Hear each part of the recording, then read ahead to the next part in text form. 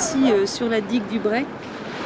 Donc pour moi c'est un retour dans le passé parce que cette digue là qui est longue d'à peu près 7 km, c'est une digue artificielle qui est apparue lorsque les usines se sont installées, les usines pétrolifères et de transformation de minerais. D'ailleurs, si tu peux voir, enfin, derrière toi, il y a toutes les cheminées qui fument encore, puisque c'est encore en activité.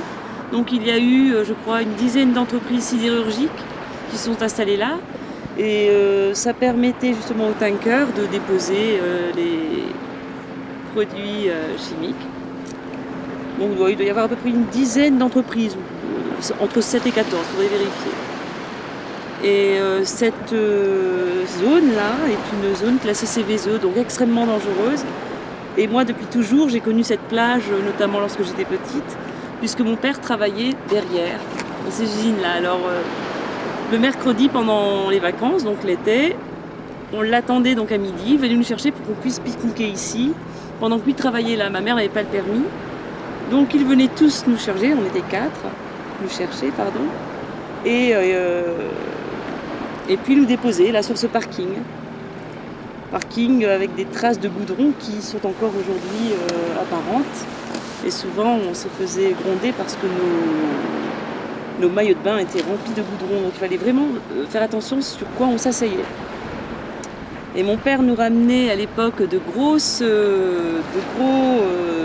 pneus, des chambres à air énormes de camions. Et puis on glissait avec ces chambres à air le long de cette digue jusqu'au sable, quand c'était marée basse bien sûr. Et puis la marée haute, eh bien, on allait de cette digue jusque dans l'eau. Bon, on aimait bien cet endroit parce que c'est notre père qui devait aimer aussi cet endroit-là, parce que Malo, c'était un endroit qu'on ne fréquentait pas, parce qu'il y avait tous les boutiques, les magasins, et c'était assez ostentatoire, quoi. Et comme on n'avait pas beaucoup d'argent, eh bien, on ne pouvait pas fréquenter les magasins, les boutiques, les restaurants.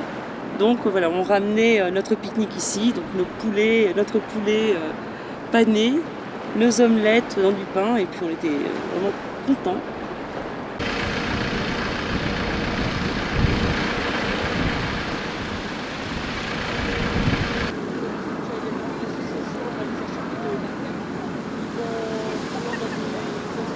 Moi je suis originaire du coin, j'habitais toute petite à Grande-Sainte.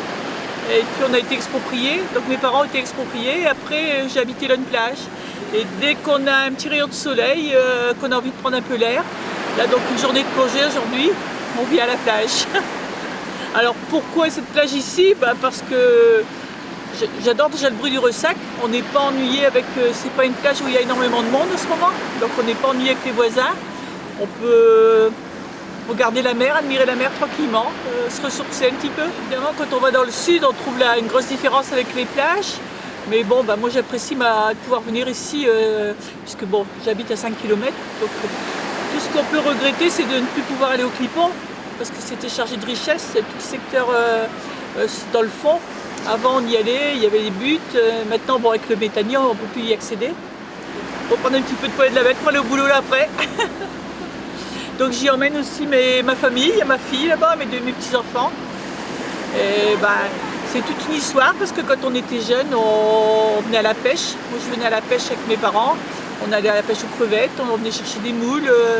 Ensuite j'avais un mari qui était chasseur, donc mon mari allait à la chasse. Ils avaient des petits hutos sur la plage.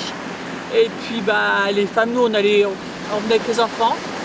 Et soit à la pêche, soit les gamins jouaient. On passait un bon moment ensemble. On venait pour la journée, on faisait du barbecue. Voilà.